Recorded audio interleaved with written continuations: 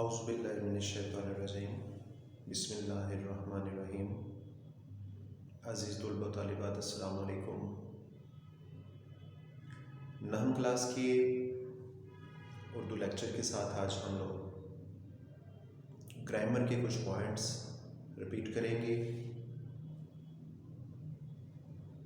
इसम की इक़साम हम लोग पीछे से पढ़ते आ रहे थे। आज हम लोग इसम की बनावट के एतबार से किस्में इसको दोबारा से रिपीट करेंगे। ये मैंने पहले आपको बेटा पढ़ाई हुई है। इसम की बनावट के एतबार से हमारे पास 3 किस्में हैं, जिसमें नंबर 1 पे इसमें जामद है, फिर नंबर 2 पे इसमें मस्दर है, नंबर 3 पे इसमें मश्तक है। तो बनावट के एतबार से याद रखना है इसम की हमारी 3 किस्में हैं। नंबर 1 पे इसमें जामद, इस इसम के नाम से आप लोगों ने याद रखना है। जामद का मतलब होता है रुका हुआ, ठहरा हुआ, मुंजमद, बेजान।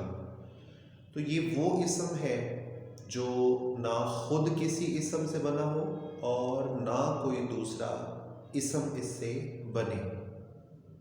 जैसे ईंट है, दरख्त है, चट्टान है, इन अल्फाज का माखज़ कोई नहीं। ये उर्दू में हमारे पास इसी तरह से मौजूद हैं और ना ही इनसे अगला कोई लफ्ज़ बनता है।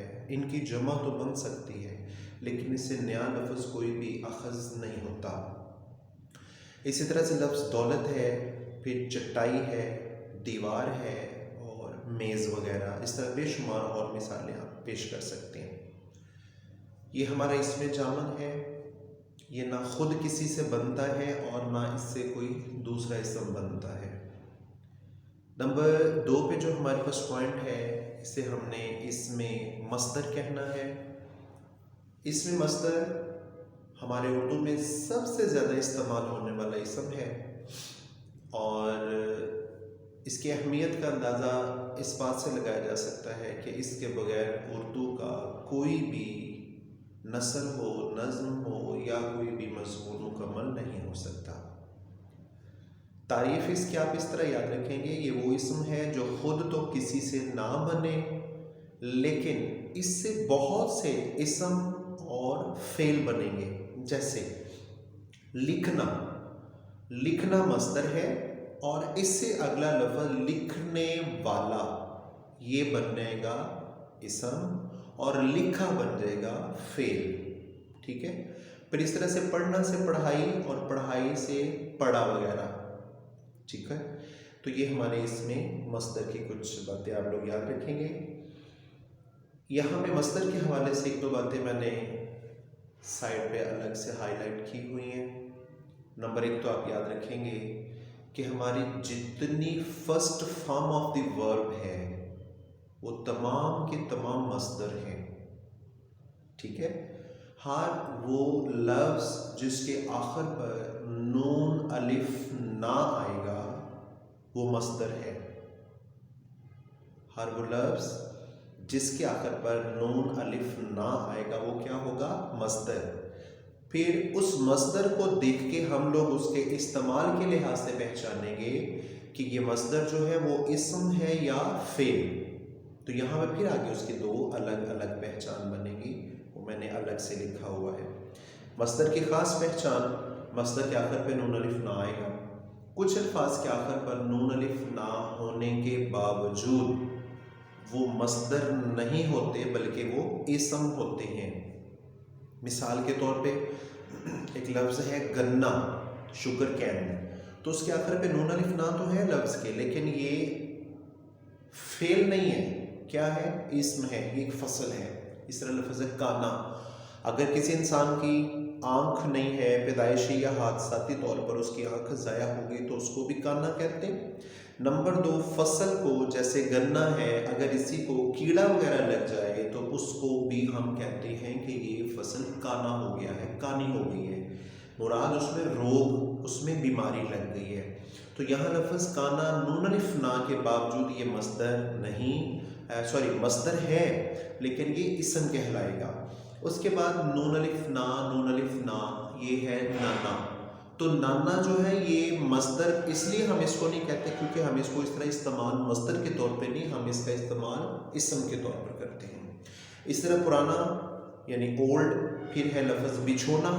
बिछोना से मुराद आपको पता है बिस्तर कहते हैं। तो बिछोना के आखिर पे नून अलिफ ना है, लेकिन हम इसको मस्दर की लिस्ट में शामिल नहीं करेंगे, हम इसको इस्म के मानों में रखेंगे। इस तरह लफ्ज़ चूना है, नून अलिफ ना आखिर पे मौजूद है। चूना ये जो हम लोग घरों में सफ़ेदी वगैरह करते हैं, ये उसी का नाम है।